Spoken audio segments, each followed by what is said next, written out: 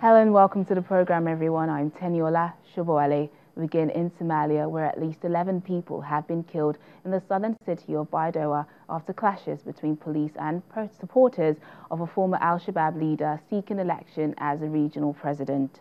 The central government internal security ministry in Mogadishu said its forces had arrested Mukhtar Robow on the suspicion that he had brought militants and weapons back to Baidoa, the capital of the southwest region where he's running for president. Mukhtar Robow was one of the leading candidates seeking the presidency in next week's vote. He has been a major threat to the influence of Somalia's federal government in the southwest. Officials and activists in Mali say gunmen have killed more than 40 Tuareg civilians in the southeast of the country. The attackers, who were reportedly riding motorbikes, shot people dead in several villages in the Menaka region near the border with Niger. It is not known who carried out the shootings, but earlier this year, hundreds of people were killed in ethnic violence between Tuareg and Fulani communities. Mali has been in turmoil since Tuareg rebels and loosely allied armed fighters took over its north in 2012, prompting French forces to intervene and push them back the following year. The United States says its new strategy for Africa will now focus on checking the growing influence of China and Russia. National Security Advisor John Bolton is accusing the two nations of carrying out what he describes as predatory practices in the continent. He says these practices will drive African countries deeper into debt, stunt the growth of their economies, and threaten U.S. interests. The U.S. says its investments, military operations, and national security are threatened by China's and Russia's growing influence on the continent. One such example is in Djibouti, where China has set up a military base close to America's and plans to run a major seaport. Mr. Bolton said U.S. aid would now be used to counter the competition, and the country will demand faster and more tangible results.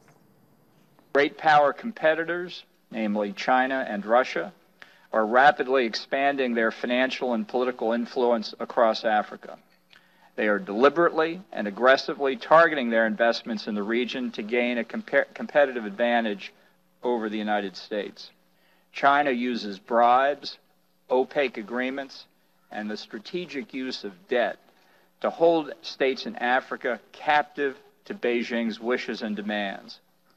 Its investment ventures are riddled with corruption and do not meet the same environmental or ethical standards as U.S. developmental programs. Russia, for its part, is also seeking to increase its influence in the region through corrupt economic dealings. Across the continent, Russia advances its political and economic relationships with little regard to the rule of law or accountable and transparent governance.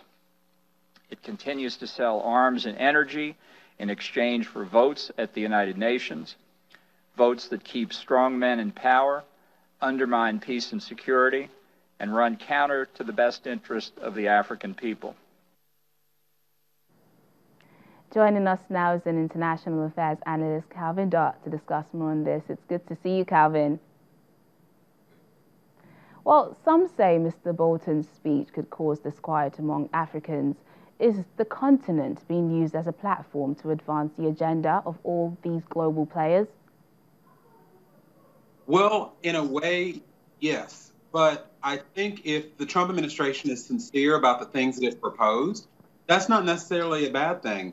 I mean, if helping African countries through better relationships with the United States is what helps the U.S. in its other relationships, then Africa benefits regardless of what the motives are. The key is going to be, was yesterday just talk, or was that an actual plan that the administration plans to pursue with political will and force? Well, do you think it was just all talk, or will there be action behind this? You know, that is the key. When I was in the room yesterday, a lot of people were kind of surprised because the language about support for Africa and characterizing China and Russia's role in Africa was very strong, stronger than I've heard from this administration or previous ones.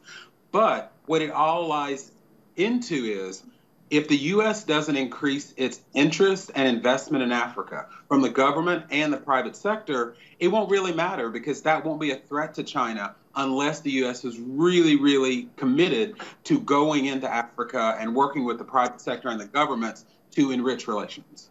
Well, let's take a look at Bolton's speech. Does it mean the United States is finally admitting it is losing relations with African countries because of the policy it has been practicing that only calls on Africans when support is needed, but turns a blind eye to real problems on the continent? Yes, and one of the things that Bolton said yesterday that was interesting was he said he blamed, I believe he called it a bipartisan misconception, that Democrat and Republican administrations in the past have not seen Africa as strategically important.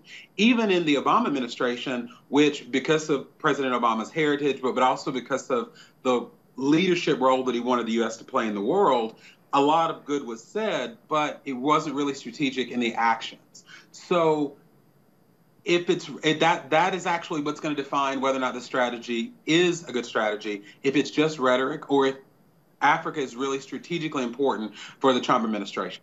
I'm kind of skeptical. Okay, well, the U.S., like you said, it says its investment, military operations, and national security are threatened by China's and Russia's growing influence on the continent. But just recently, the military says it was withdrawing troops from some African countries. So what does all this mean, really? Well, I think there are 2 points to consider when you think about the military and security cooperation. One is John Bolton made it very clear that security interest, U.S. security interest in the region and how it affects our security here, that's priority number one.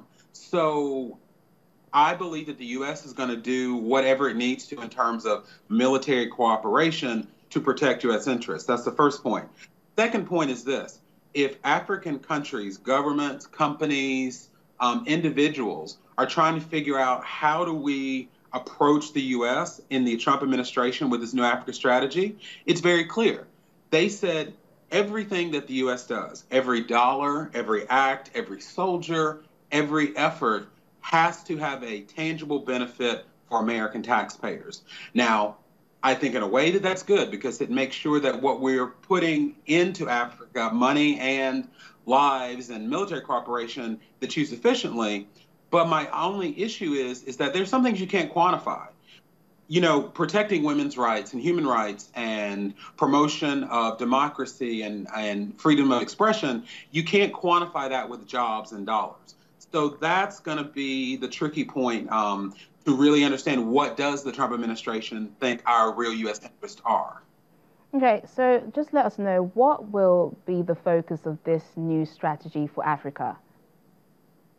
I think primarily, I was expecting it to be more security focused, but I think if what was said yesterday actually takes place, it'd be more economic focused for two reasons. One, if it's economic focused and it benefits U.S. government and companies, then that fits in line with President Trump's America First policy. Secondly, when it comes to having influence on the negotiations with China in the trade war and with Russia on several fronts, military cooperation and humanitarian assistance isn't going to move the needle. But if the U.S. can demonstrate that they are taking part of the foothold that Russia and China have economically in Africa, then that might raise eyebrows with those two countries. So I think economic investment and development, in as much as it helps the U.S., will be the first priority. Yeah, well, international affairs analyst Calvin Dark, it's been good speaking with you. Thank you for joining us on Network Africa. Thank you.